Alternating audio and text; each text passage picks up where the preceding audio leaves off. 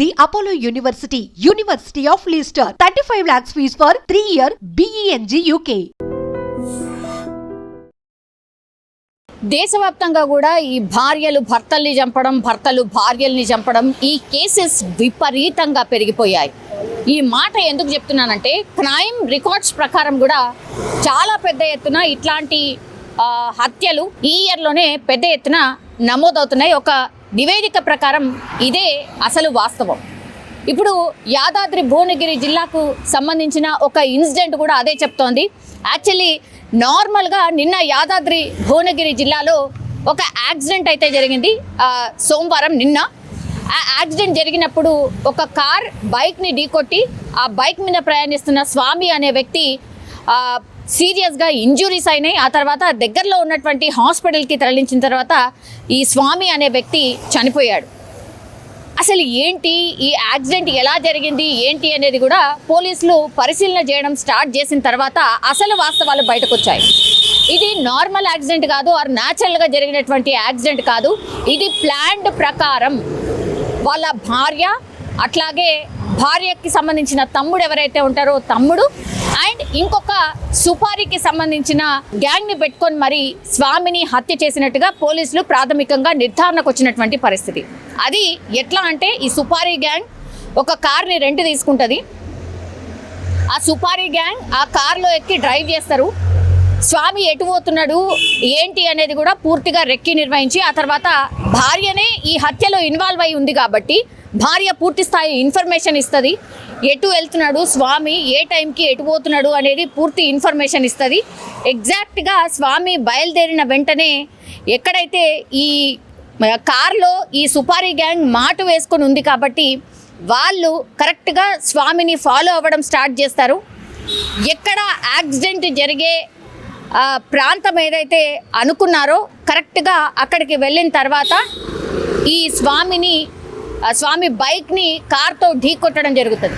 ఆ తర్వాత స్వామి అక్కడ కింద పడిపోయిన తర్వాత కూడా ఆయన పూర్తిగా గాయాల పాలైనా కూడా ఇంకా ఆయన కొట్టుకుంటున్నాడు అని తెలిసిన తర్వాత మళ్ళీ కూడా స్వామి పై నుంచి ఆ కార్ని పోనిచ్చినట్టుగా పోలీసుల విచారణలో తేలినటువంటి పరిస్థితి.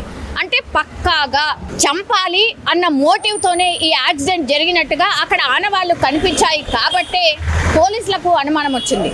అంటే ఫస్ట్ కార్ ఢీకొట్టిన తర్వాత ఆయన పడిపోయిన తర్వాత కూడా ఆయన ఇంకా కూడా బతుకున్నాడని తెలుసుకున్న తర్వాత మళ్ళీ ఇంకోసారి స్వామి మీదకి వెళ్ళి కార్ని పోనిచ్చారు కాబట్టి అసలు అనుమానం అక్కడే మొదలైంది. దీంతో ఇన్వెస్టిగేషన్ స్టార్ట్ చేసిండ్రు. అసలు ఏంటి, ఎట్లా జరిగింది, కార్ని డ్రైవ్ చేస్తున్న వాళ్ళు ఎవరు ఏంటి అనేది.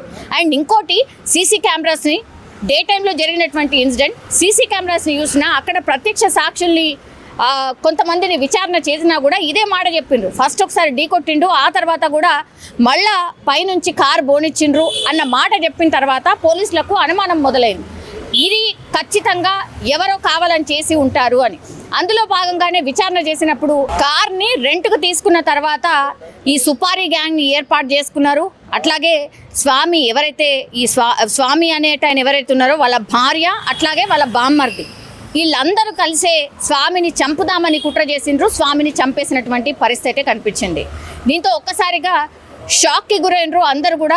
బికాజ్ ఎవరు కూడా ఊహించి ఉండరు. న్యాచురల్గా యాక్సిడెంట్ లాగా చిత్రీకరించే ప్రయత్నం చేసిండ్రు. ఇంత కోపం ఎందుకుంది, మరి భార్యకి స్వామి మీద ఎందుకు ఇంత కోపం ఉంది అనేది ఒక యాంగిల్. డిఫరెంట్ వర్షన్స్ వినిపిస్తున్నాయి. అంటే ఈమెకి ఇంకొకరితో ఎవరితో సంబంధం ఉందని ఒక వర్షన్ వినిపిస్తోంది. ఆ తర్వాత బామ్మర్దికి ఎందుకు కోపం ఉంది, మరి ఇంత సుపారీ గ్యాంగ్ని బట్టి చంపాల్సిన అవసరం ఏమొచ్చింది అనేది ఇంకో వర్షన్ వినిపిస్తోంది.